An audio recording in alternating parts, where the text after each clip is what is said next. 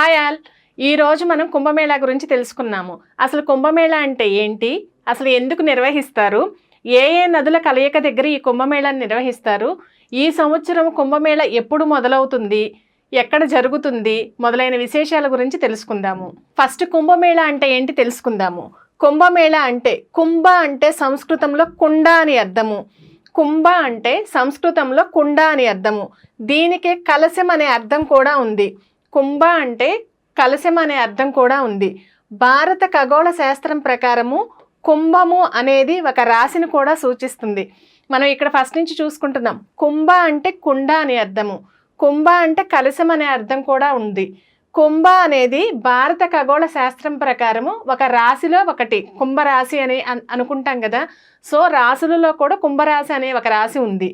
ఈ రాశిలోనే ఈ పండుగను నిర్వహిస్తున్నాము. కుంభమేళా పండుగను మనం కుంభరాశిలోనే నిర్వహిస్తున్నాము. మేళా అంటే కూటమి, కలయిక లేక జాతరగా భావించవచ్చు. ఇప్పటి వరకు మనం కుంభ అంటే మీనింగ్ తెలుసుకున్నాము. మేళా అంటే అర్థము కూటమి, కలయిక లేక జాతర, అంటే అందరూ కలిసి జాతరగా జరుపుకునేటువంటి ఒక పండగ కుంభమేళా అంటే.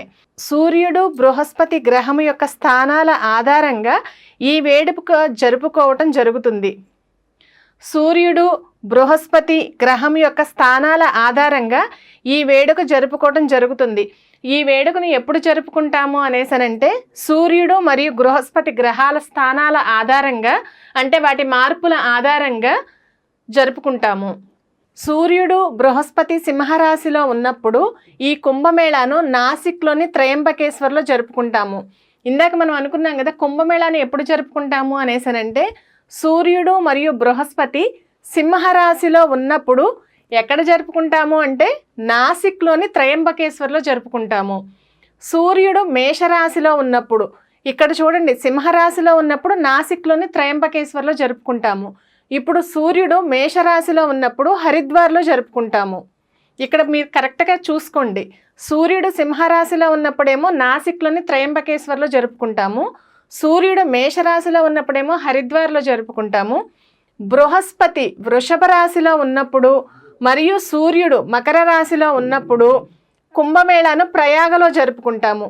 ఇక్కడ చూసుకోండి, బృహస్పతి ఏమో వృషభ రాశిలోను, సూర్యుడేమో మకర రాశిలోను ఉన్నప్పుడు కుంభమేళాను ప్రయాగలో జరుపుకుంటాము. బృహస్పతి సూర్యుడు వృశ్చిక రాశిలో ఉన్నప్పుడు ఉజ్జయినిలో నిర్వహిస్తాము. ఇక్కడ రాశులు మారినప్పుడు ఎక్కడ జరుపుకుంటున్నామో గమనించుకోండి. ఫస్ట్ సింహరాశిలో ఉన్నప్పుడు నాసిక్లో చేసుకుంటాము, మేషరాశిలో ఉన్నప్పుడు హరిద్వార్లో చేసుకుంటాము. బృహస్పతి వృషభ రాశిలోను సూర్యుడు మకర రాశిలోను ఉన్నప్పుడు ప్రయాగలో నిర్వహించుకుంటాము. బృహస్పతి సూర్యుడు వృశ్చిక రాశిలో ఉన్నప్పుడు ఉజ్జయినిలో నిర్వహించబడుతుంది. ప్రతి స్థలంలోనూ కుంభమేళా నిర్వహించే తేదీలను సూర్యుడు, చంద్రుడు, బృహస్పతి వీటి యొక్క స్థానాల ఆధారంగా ఎప్పటికప్పుడు నిర్వహించబడుతుంది. సాధారణ కుంభమేళా ప్రతి 4 సంవత్సరాలకు ఒకసారి జరుగుతుంది. సాధారణ కుంభమేళా ప్రతి 4 సంవత్సరాలకు ఒకసారి జరుగుతుంది. అర్ధ కుంభమేళా అనేది ప్రతి 6 సంవత్సరాలకు ఒకసారి హరిద్వార్ లేదా ప్రయాగలలో జరుగుతుంది. అర్ధ కుంభమేళా అనేది ప్రతి 6 సంవత్సరాలకు ఒకసారి హరిద్వార్ లేదా ప్రయాగలలో మాత్రమే నిర్వహించబడుతుంది. పూర్ణ కుంభమేళా అనేది ప్రతి 12 సంవత్సరాలకు ఒకసారి ప్రయాగ, హరిద్వార్, ఉజ్జయిని, నాసిక్లో జరుగుతుంది. పర్టికులర్గా ఈ 4 ఎందుకు జరుగుతుందో మనం తర్వాత వచ్చే స్లైడుల్లో చూద్దాము. 12 పూర్ణ కుంభమేళాలు పూర్తి అయిన తర్వాత, అంటే 144 సంవత్సరాలకు ఒకసారి అలహాబాద్లోని ప్రయాగలో మాత్రమే మహాకుంభమేళా నిర్వహించబడుతుంది. ఇక్కడ చూడండి, 12 పూర్ణ కుంభమేళాలు కంప్లీట్ అయిన తర్వాత, అంటే 144 సంవత్సరాలకు ఒకసారి అలహాబాద్ ప్రయాగలో జరిగే మహాకుంభమేళాలో నిర్వహించబడుతుంది. జనవరి 2007లో చివరిగా ప్రయాగలో 45 రోజుల పాటు జరిగిన అర్ధ కుంభమేళా జరిగింది. అంటే లాస్ట్ టైం ఎప్పుడు జరిగిందంటే 2007వ సంవత్సరంలో అర్ధ కుంభమేళా నిర్వహించబడింది. ఎక్కడ అంటే ప్రయాగలో. ఎన్ని రోజులు అంటే 45 రోజులు. 2013 సంవత్సరంలో ప్రయాగరాజ్లో మహాకుంభమేళా నిర్వహించారు. ఎక్కడ అంటే ప్రయాగరాజ్లో 2013వ సంవత్సరంలో మహాకుంభమేళా నిర్వహించారు. జ్యోతిష శాస్త్రం ప్రకారము సూర్యుడు మకరంలోకి ప్రవేశించినప్పుడు మహాకుంభం ప్రారంభమవుతుంది. జ్యోతిష శాస్త్రం ప్రకారము సూర్యుడు మకరంలోకి ప్రవేశించినప్పుడు మహాకుంభం ప్రారంభమవుతుంది. హిందూ మత విశ్వాసాల ప్రకారం మకర సంక్రాంతి పండగ నుంచి కుంభస్నానం ప్రారంభమవుతుంది. హిందూ మత విశ్వాసాల ప్రకారం సూర్యుడు మకరంలోకి ప్రవేశించినప్పుడు ఆ రోజు నుంచి కుంభస్నానం ప్రారంభమవుతుంది. ఎప్పుడైనా సరే కుంభమేళా అనేది సూర్యుడు మకర రాశిలోకి ప్రవేశించిన రోజు, ఆ రోజు నుంచి స్టార్ట్ చేస్తారు. కుంభమేళా స్నానానికి దాదాపు 850 ఏళ్లకు పైగా చరిత్ర ఉంది. దీనిని ఆదిశంకరాచార్యులు ప్రారంభించినట్లు చరిత్ర ద్వారా తెలుస్తుంది. అంటే కుంభమేళా అనేది ఇప్పటిది కాదు, 850 సంవత్సరాల క్రితమే. అంటే అప్పటికి ఆదిశంకరాచార్యుల కాలం నాటికే ప్రారంభించినట్లు చరిత్ర ద్వారా తెలుస్తుంది. పురాణాల ప్రకారం సాగర మదనం ప్రారంభమైనప్పటి నుంచి కుంభం నిర్వహించినట్లు చెప్తారు. చరిత్ర ద్వారానేమో ఆదిశంకరాచార్యులు అప్పటి నుంచి ప్రారంభమైందని చెప్తారు. పురాణాల ప్రకారము సాగర మదనం ప్రారంభమైనప్పటి నుంచి ఈ కుంభం నిర్వహించినట్లు చెప్తారు. కొందరు పండితులు దీన్ని గుప్తుల కాలం నుంచి ప్రారంభమైనట్లు చెప్తారు. అందుకు చక్రవర్తి హర్షవర్ధన్ దగ్గర కొన్ని ఆధారాలు ఉన్నాయని కూడా మనం తెలుసుకోవచ్చు. హిందూ పురాణాల ప్రకారం దేవతలు రాక్షసులు కలిసి సాగర మదనం చేశారు. ఈ సమయంలో అమృతం వచ్చింది. హిందూ పురాణాల ప్రకారం దేవతలు రాక్షసులు కలిసి సాగర మదనం చేశారు, క్షీరసాగర మదనం. ఆ క్షీరసాగర మదనం అప్పుడు అమృతం వచ్చింది. హిందూ పురాణాల ప్రకారం దేవతలు రాక్షసులు కలిసి సాగర మదనం చేశారు. ఆ క్షీరసాగర మదనంలో అమృతం వచ్చింది. ఆ అమృతం విషయంలో దేవతలు రాక్షసుల మధ్య వివాదం తలెత్తింది. దేవతలు రాక్షసుల మధ్య 12 ఏళ్ల పాటు యుద్ధం జరిగింది. అంటే ఈ అమృతం కోసం ఎవరు తీసుకోవాలి అనేసని దేవతలు రాక్షసులు 12 సంవత్సరాల పాటు యుద్ధం చేశారు.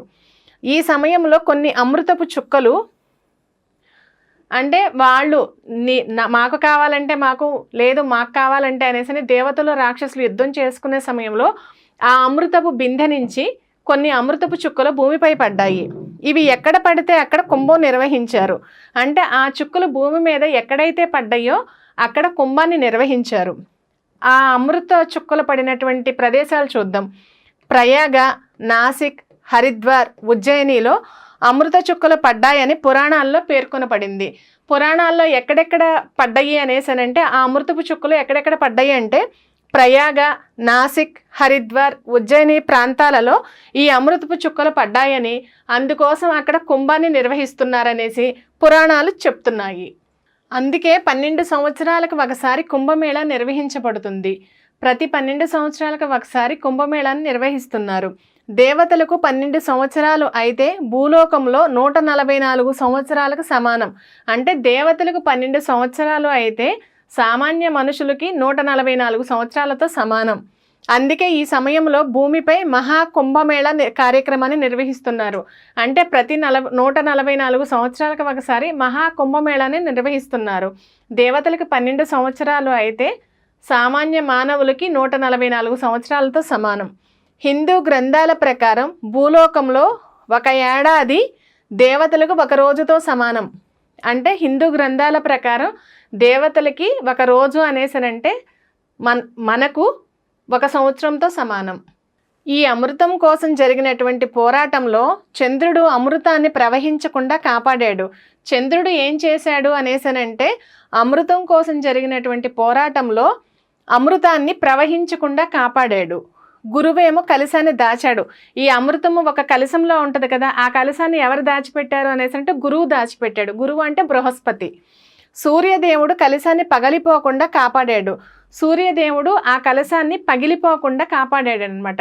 అంటే మనకు అసలు ఈ కుంభమేళా మొత్తము సూర్యుడు, చంద్రుడు, బృహస్పతి ఈ ముగ్గురికి సంబంధించింది మాత్రం కాబట్టే మనం కుంభమేళా అనేది ఈ 3 గ్రహాల చుట్టూ తిరుగుతుంది. శనిదేవుడు ఇంద్రుని కోపం నుంచి రక్షించాడు. అందుకే ఈ గ్రహాలు కలిసిన ప్రతి సమయంలోనూ మహాకుంభం నిర్వహించబడుతుంది. ఇందాక మనం చెప్పుకున్నాం కదా, చంద్రుడు అమృతం ప్రవహించకుండా కాపాడాడు, గురువు కలశాన్ని దాచాడు, సూర్యుడు కలశం పగలిపోకుండా కాపాడాడు. అందుకే ఈ 3 గ్రహాలు కలిసిన ప్రతి సమయంలోనూ మహాకుంభం నిర్వహించబడుతుంది. ఎందుకంటే ఈ గ్రహాల కలయిక వేళ అమృత పాత్ర రక్షించబడుతుందన్నమాట. అంటే ఈ 3 గ్రహాలు ఎప్పుడైతే కలుస్తాయో ఆ కలిసినప్పుడు ఈ అమృత పాత్ర రక్షించబడుతుంది. ఆ తర్వాత దేవతలందరూ విష్ణుమూర్తి సహాయంతో అమృతాన్ని సేవించారు. ఈ 3 గ్రహాలు కలిసే సమయంలో నదుల నీరు అమృతంతో కూడిన సమానమైన లక్షణాలను కలిగి ఉంటుందని చాలామంది నమ్మకం. ఎప్పుడైతే ఈ 3 గ్రహాలు కలుస్తాయో ఆ సమయంలో నదుల్లో ఉన్నటువంటి నీరు అమృతంతో సమానంగా ఉంటుంది. అంతేకాక సకల దేవతల అనుగ్రహం లభిస్తుందని కూడా నమ్ముతారు. ముఖ్యంగా ప్రయాగరాజులో రాజస్నానానికి మతపరమైన ప్రాముఖ్యత ఉంది. ఇక్కడ యమున, సరస్వతి, గంగా నదులు కూడా కలుస్తాయి. ఈ ప్రయాగలో ఏ నదులు కలుస్తాయి అంటే యమున, సరస్వతి, గంగా నదులు, ఈ 3 నదులు కూడా కలుస్తాయి. మహాకుంభమేళా వేళ చేసే స్నానాన్ని రాజస్నానం అని పరిగణిస్తారు. ఈ మహాకుంభమేళా వేళ చేసేటువంటి స్నానాన్ని రాజస్నానంగా పిలుస్తారు. ఈ సంవత్సరం అసలుకి కుంభమేళా ఎప్పుడు చేసుకుంటాము అనేసనంటే జనవరి 13వ తారీఖు నుంచి ఫిబ్రవరి 26వ తారీఖు వరకు కుంభమేళా నిర్వహిస్తున్నారు. మహాకుంభమేళా స్నానాల తేదీలు: జనవరి 13, 2025 పుష్య పూర్ణిమ, అంటే ఇంపార్టెంట్ డేస్ అన్నమాట. జనవరి 14 మకర సంక్రాంతి, జనవరి 19 మౌని అమావాస్య, ఫిబ్రవరి 3 వసంత పంచమి, ఫిబ్రవరి 12 మాఘ పూర్ణిమ, ఫిబ్రవరి 26 మహాశివరాత్రి రోజు. ఈ మహాశివరాత్రి రోజుతో అంటే ఫిబ్రవరి 26వ తారీఖుతో ఈ కుంభమేళాలో పుణ్యస్నానం కంప్లీట్ అయిపోతుంది అనమాట. అంటే ఆ రోజుతో కుంభమేళా కంప్లీట్ అయిపోయింది. అప్పటికి 45 రోజులు పూర్తవుతాయి. కుంభమేళా అనేది అనేక మంది హిందువులు గంగానది వద్దకు చేరుకొని చేసుకునేటువంటి వేడుక. ఈ మహాకుంభమేళా 2025 జనవరి 13 నుంచి ఫిబ్రవరి 26 వరకు, అంటే మొత్తం 45 రోజులు ప్రయాగరాజ్లో జరుగుతుంది. జనవరి 13 నుంచి ఎందుకు స్టార్ట్ చేయాలి అనేసనంటే జనవరి 13వ తారీఖు సూర్యుడు మకర రాశిలోకి ప్రవేశిస్తాడు. అందుకని ఆ రోజు నుంచి కుంభమేళా స్టార్ట్ అవుతుంది.